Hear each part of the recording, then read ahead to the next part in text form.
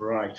So, thank you very much, Nanita, for the introduction. The most important point about this slide is that my name's not on it.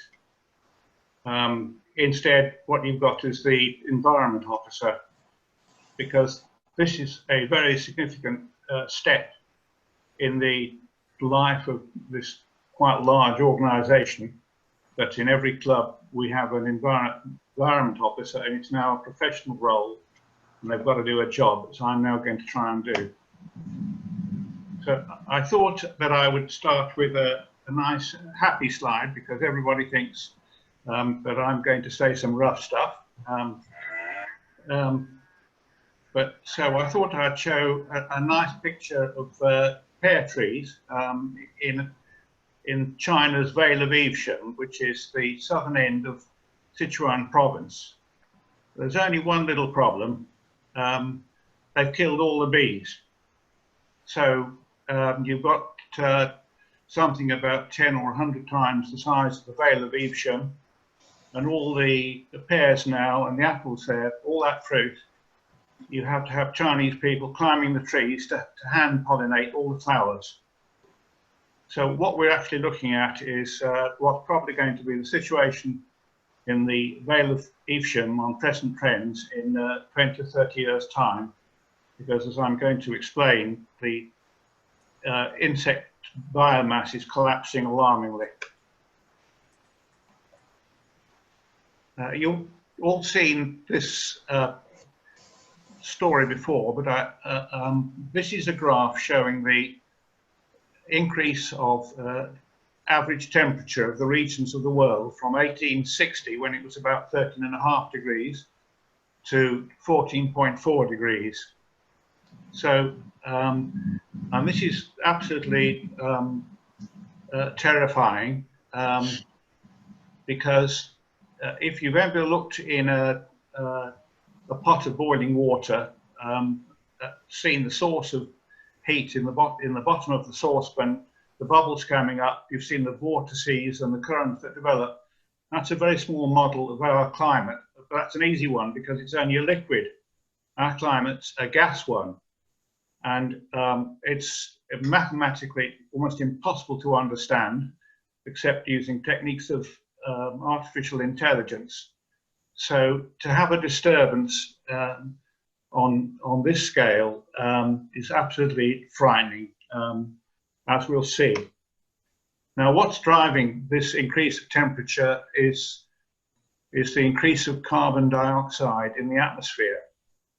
Now, when I last gave this presentation 2 or 3 years ago, everybody thought, God Almighty, it's, the CO2's just going up a little bit. But actually, with the COVID story, I think everybody now in the country understands the dangers of an exponential trend, which we're now on. Let me just explain for those people who are non-technical that when sunlight comes through a sheet of glass in the visible spectrum and hits solid objects inside a greenhouse, and then it's re-radiated as heat, that is in the infrared. The infrared doesn't go back through the glass, it's caught in the greenhouse. CO2 has exactly the same situation. I think that most people probably aren't aware that for the first 1.5 billion years of the Earth's history, it's 4.5 billion years old, the atmosphere was dominantly carbon dioxide with some methane. And what then happened was, with the growth of algae in the seas and the photosynthesis that we all know about, the oxygen was generated in the atmosphere. So oxygen, it didn't come with the kit. Oxygen is homemade. And this balance of oxygen generation from photosynthesis and carbon dioxide fixing by photosynthesis and carbon dioxide being locked back into plant material is absolutely crucial. So, so everything that you've heard said about COVID and our numbers, you've got it. This exponential curve is absolutely terrifying, and basically, if it's not stopped, the instabilities in the atmosphere that we're already seeing, everything will go completely bananas. I could have shown us one of Christiane's slides here. This issue of air pollution, particularly the new particulates in nitrogen dioxide from diesel fumes. Christiane circulated on WhatsApp a slide of Birmingham before and after. The something just like haze and gases that are emitted has such an effect on our health. A chemical alternative. India used to have a wonderful collection of birds, vultures, absolutely everywhere. But Voltrol, ibuprofenic, was fed to cattle, and just that simple painkiller has knocked out India's vultures. So this air pollution is really serious and growing at an enormous pace. But just on a positive note, obviously my life has been environmental concern. I grew up in a little farm outside Birmingham, and as I grew up through my teenage years and early 20s, the deterioration in the environment started to become apparent to me, and it's just accelerated. So what's really important in the whole of the world is that a worldwide organisation, if Rotary is now getting behind it, and Rotary people, as I'm trying to do tonight, really understand the importance of the issues, then we're creating the climate for people to get on and do something about it. But what we're actually talking about is a worldwide catastrophe in the environment. It's as I'm going to show you in a moment, the rate of species extinction is far bigger than in the great extinction, 90 million years ago when that asteroid hit the Yucatan Peninsula in Mexico. That act knocked out all the light and affected the climate all over the world. But actually, in terms of species extinction, it took a few hundred years or even longer for all the species to decline. The rate of species extinction that we've got at the moment, unbelievably, is happening decades by decades. It's on a far greater scale than was ever happened in the great extinction. And the great communication point is that almost nobody outside the environmental movement understands this point. So here's a few. This Rotary Club, really got going, about 1980. So in the life of this club, worldwide, wild vertebrates have declined. This is not a species loss. This is the biomass. So the biomass, the total weight of wild vertebrates, has declined by 60%. Would you believe it? Freshwater wildlife, this is worldwide, down by 83%, and the marine population by 50%. So outside the environmental thing, we've failed to get the message across to the world's population of the scale of the destruction of our world. Within the UK, the data's all been indexed. You've got 1970 there, which is 100. So here we are at 2016. We're down at 40. So in our just over our in our round table for those of us and Rotary lifetime, the biomass of wildlife in the UK has halved. And I'm just going to have to shift some figures on. I'll shift. Yeah. So our nesting birds are down 44%. Sorry, I'm going to get back up. Hedgehogs are down 95%. Brown hares down 80%. these figures are absolutely beyond anything that can believe. The tables at the right-hand side of the graph, there are some species that have increased, but the overall pattern is absolutely terrifying decrease. Here we have got starlings down by 96%. You know, in the 70s, these were such a problem around Birmingham Cathedral churchyard that the wire netting had to be put over the cathedral to protect the cathedral from starling. Now they're almost gone. Swifts, you don't get them over Edgbaston anymore. David Fowler tells me he saw a few.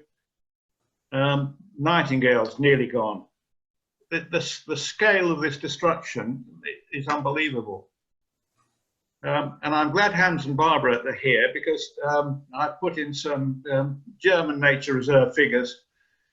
The biomass decline in German nature reserve just from 1989 to 2014 is 76%. So when I said a moment ago that, you know, the Vale of Evesham will need hand pollination within the next 20 to 30 years, I wasn't joking. It's the same even in Puerto Rico. UK butterflies, 46% decline. And then there's some more bird figures down the bottom. So once again, there's just a problem of communication. Nobody's got this yet. So what is the cause of all this wildlife decline? 3/4 of land-based environments and about 60% of the marine environments have been significantly altered by human actions. 1/3 of the world's land surface, nearly 75% of freshwater resources are now devoted to crop or livestock. We've turned the whole world into a factory.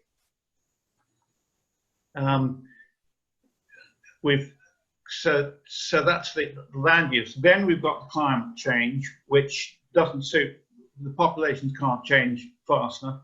Then we've got pollution, which is affecting the ability of organizations to live. So it isn't just one thing, it's a perfect storm. Everything is going wrong. And the impacts of this is, I've just got to shift this down. 3/4 of the crop types grown by humans require pollination by insects. So what is actually happening now is that the very basis of farming, of food production, is being destroyed, and we're about 20 to 30 years away from food shortages in regard to all food which is subject to pollination. I mean, I could go around this big wheel here, just explaining just what all the consequences of this is of loss of wildlife, and it's necessary to really read this, because of course a lot of townies think, well, bloody hell, you know, who's interested in the environment? It's only for a walk in the country. But very few people appreciate how absolutely fundamental in every way a large insect population is to life. So this is terrible. So this is a shot that I thought everybody would enjoy. This is Waitrose, our local supermarket, probably about 20 to 30 years on the right-hand side. You can see 75% of the food that's in that supermarket won't be on the tables there unless we've got enough unemployed people in the UK and change our immigration policies so that we can bring millions of people in and get them going on hand pollination. 20 to 30% of the species on Earth may be at risk of extinction if the climate warms by an average of 1.5 degrees. Now, when you talk to environmental scientists, They are absolutely terrified even of that 1.5 degrees. That 1.5 degrees is not founded on science. That is a political carver of what is achievable. It's the best of a bad job. So, but if it goes over, you know, it's exactly the same debate as we got going over COVID at the moment. But, you know, because it's not impacting like COVID is, it's not getting the action it needs. But there has been some action in the world. So although I've given you all the bad news, that there are a hell of a lot of people working like mad. Sorry. There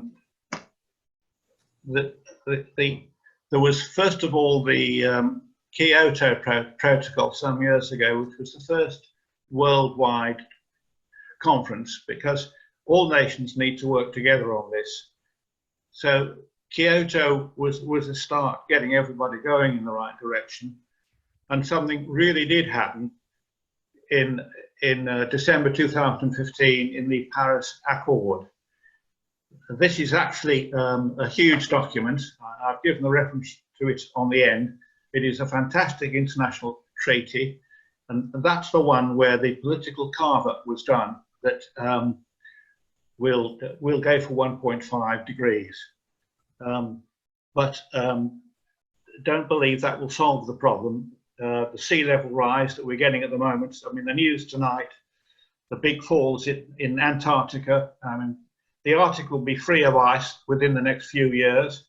The Antarctic is now falling to pieces as well. The Paris Accord is something that everybody needs to be aware of. The government must work to it. But unfortunately, they're not. Because, I'm just shifting.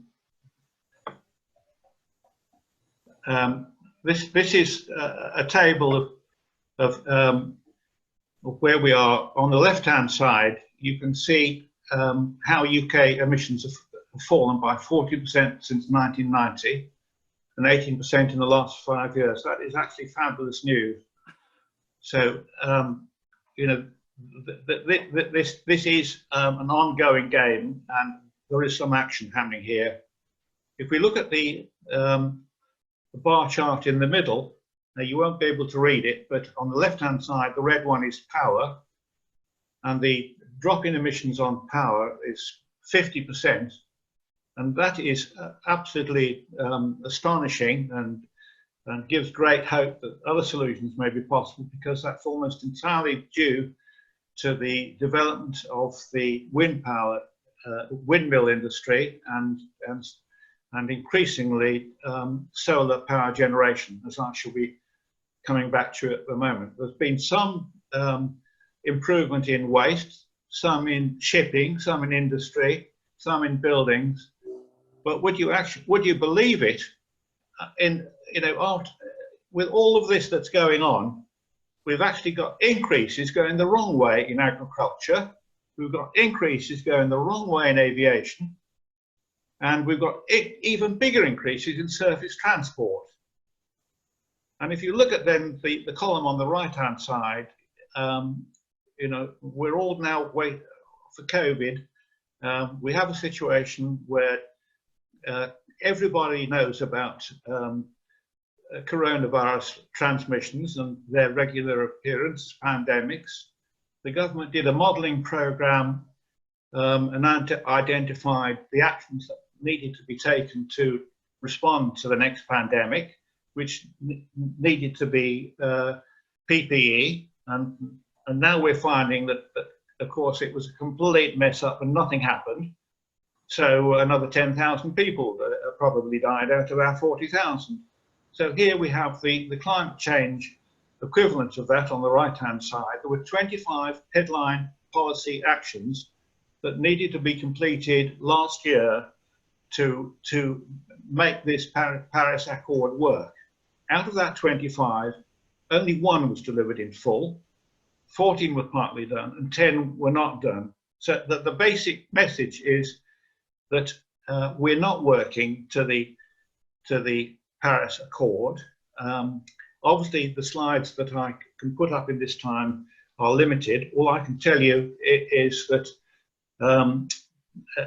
Italy, ourselves, and Germany are doing okay, but the rest of the G20 countries are doing far worse and actually going the wrong way. So although this looks encouraging for British people, it's absolutely terrifying because working to the Paris Accord is not happening.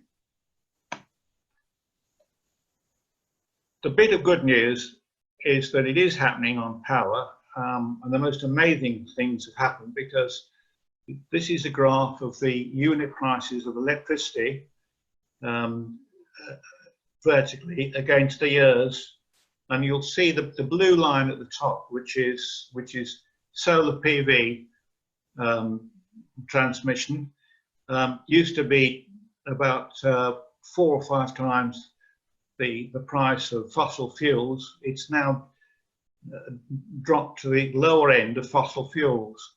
Even more encouraging, you can see that the offshore wind, which is the green line, and the further green dots are projected prices at which power contracts are being done.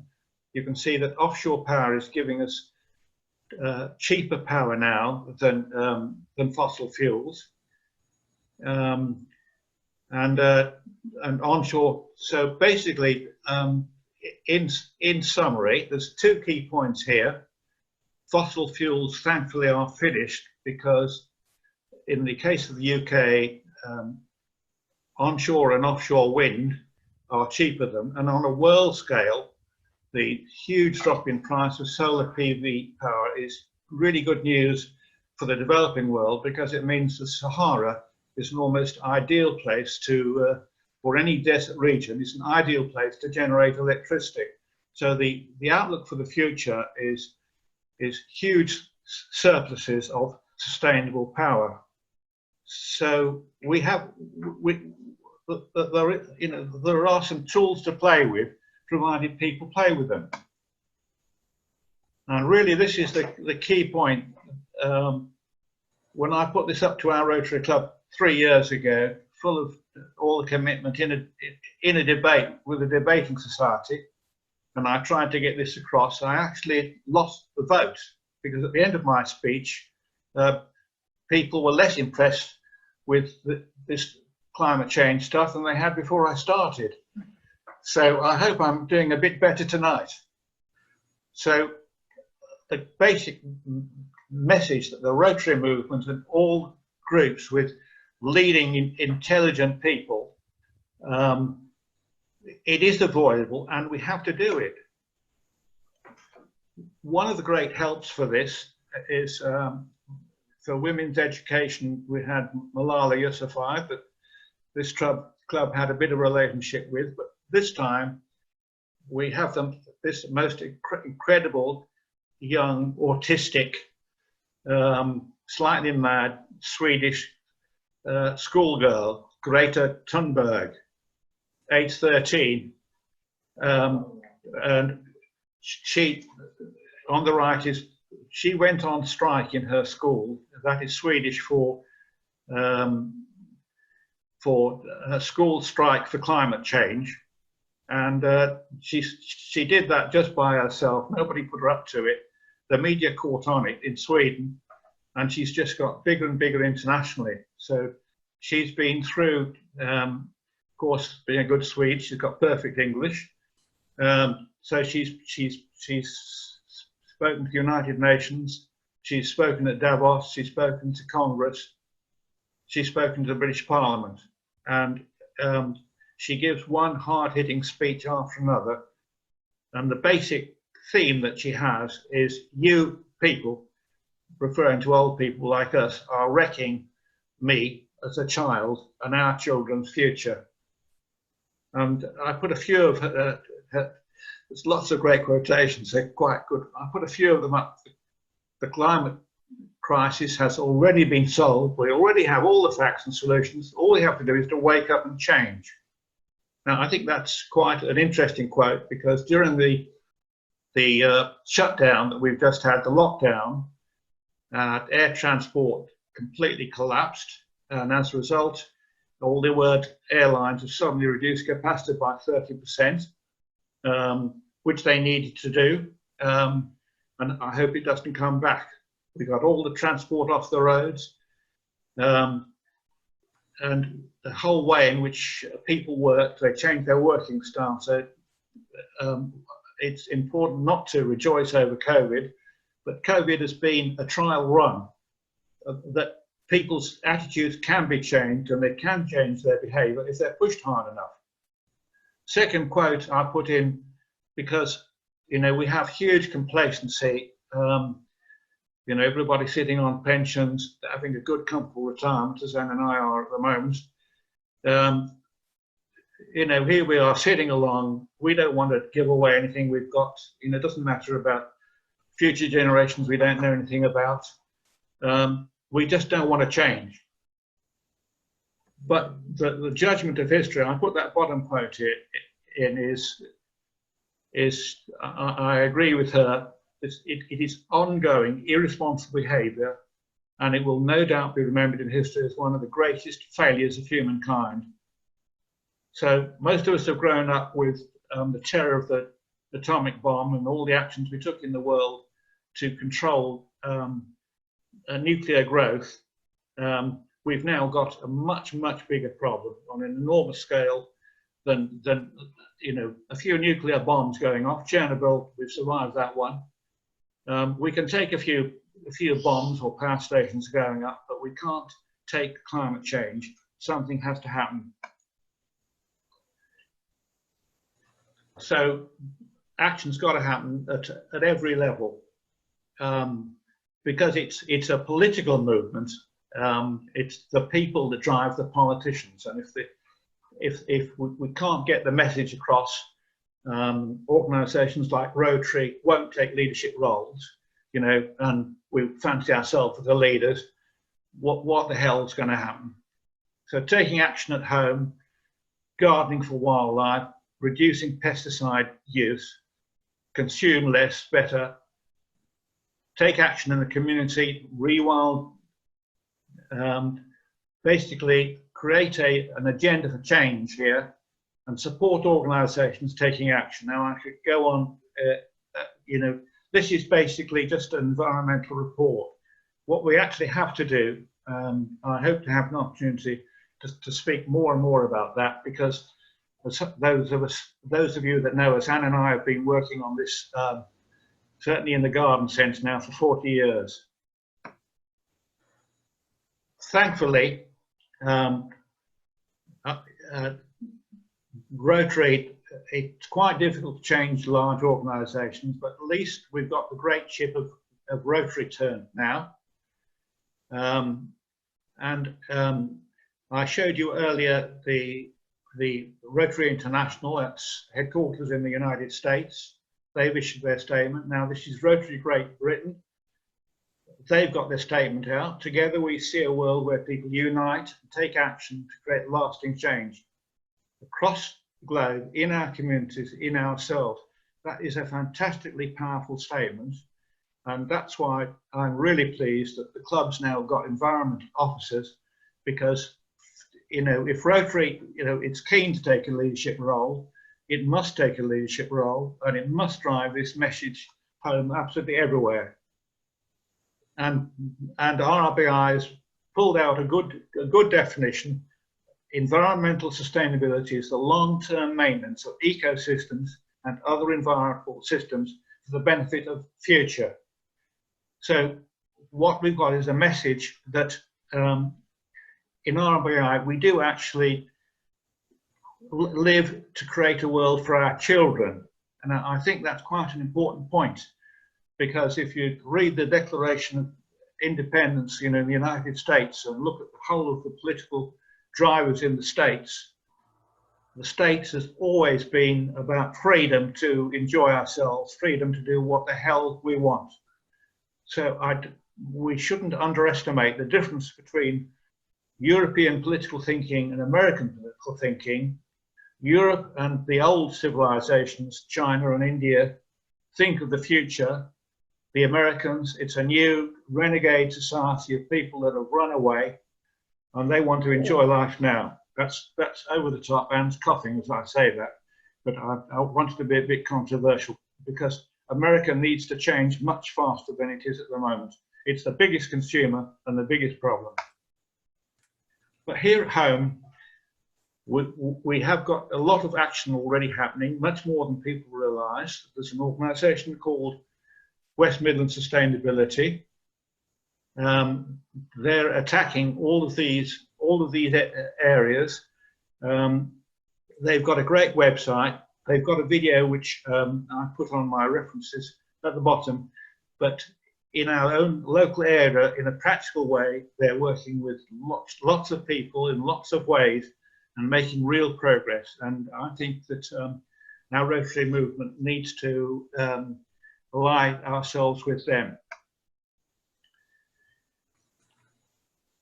So what RRBI has really come up with, and RRBI has an environmental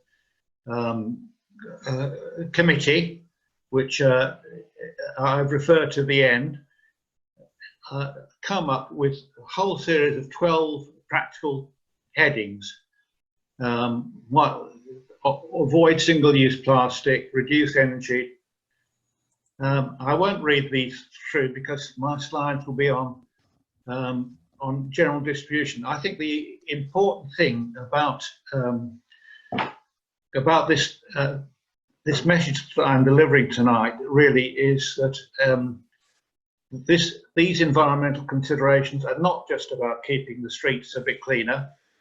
They're not just about reducing a bit of pollution. They're about advancing across every single aspect of our current way of living, which is destroying our children's future. And I think that whatever projects that we come up with, we need to keep all of these 12 headings in mind and be totally aware that we need to move on a broad front. Having said that, we are all small people and we can only do what we can. I chose an example, which is a bit of a joke amongst my old friends. Lawns, a practical example. I hope that after tonight's meeting, people will appreciate that a lawn, which is such an important part of people's lives and gardens, doesn't need to be a green desert. It doesn't need to have selective weed killer on it, chemicals. It doesn't need to be mown so short that it cannot possibly hold any wildlife. It needs to be conceived of as something that gives a pleasure to be in, but also serves a sustainable purpose. So I've copied this is the RSPB slide. Welcome some weeds. For example, clover feeds the lawn. Don't cut the lawn too short. In our latest version, I've had lots of goes at this over the year, but within the wildlife movement, we basically all now follow the hayfield model, where we cut hard from August through to November or December, mimicking cattle grazing, and then we leave the lawns away from January through to June and July, and that is to allow spring flowers to come through and to breed and to seed and to feed all those insects. You're not going to have insects in your garden if you don't provide any food for them. You haven't got the opportunity to destroy the wildlife potential of your gardens by these green deserts. Just on a positive note, because there's some lovely gardeners within the club, we've got one of our environmentalists is Rosie, and she's very keen on putting crocuses in the grass. When I was a kid, I didn't want to play about on the big mown lawns of my grandparents, I wanted to go in the orchards, because in the orchards there were snowdrops there, the grass was a bit longer, the trees were there, and there was a wonderful sort of environment. David and Daphne Fowler have got a lovely orchard meadow. So looking at that picture, I don't want to labour this point. I want to say that you can have a rustic scene, just you've got there with a seat that's nice to sit on, grass which gives the feeling of the countryside, short grass. I do approve of mowing. You need patterns and logic, capability brown, landscape gardening by all means, but not green deserts. Enough on my bête noire. So just to finish off, it's as part of Rotary's movement on board with this, that the grant applications for projects they're now global, being accepted now, and Rotary Foundation is now looking to swing the whole ship round to provide global grant support for this new area of focus, which I think is absolutely fantastic, because for me it puts Rotary back where it should be, leading our communities and not following our communities in this absolutely vital area. So before I sign off, I've really enjoyed David Fowler's help in putting this together. He's made some really good constructive criticisms, and one of those was that I should put an attribution in here. All of this material, we will make it available to you one way or the other. So the B slide, there's pages and pages of it. Just Google search Chinese woman pollinating apples, and you've got pages and pages of images showing this disaster of hand pollination in China. A lot of the serious slides come from the Committee on Climate Change, which is the organisation set up to monitor what's happening in climate change. It is an enormous website with a fantastic database on it, and you just need to click onto anything and something interesting and horrifying comes up. All the information on loss of wildlife comes from the Royal Society of Wildlife Trusts. I'm treasurer of the Birmingham and Black Country Wildlife Trust, and there's an hour-long video I've given you the link to, because although I've given you a very bad news view of what's happening on wildlife, within the Wildlife Trust movement at large, people are really got off their backsides now and are going flat out to recreate and hold on and plan for how this wildlife can be resuscitated and restored, and it is happening. We spend about $500,000 a year introducing wildflowers that guide out into all kinds of grass and parks all over the West Midlands. We've got orchids growing in Cannon Hill Park. I'll show anybody that wants to see them where they are. We've got primroses growing in the woods.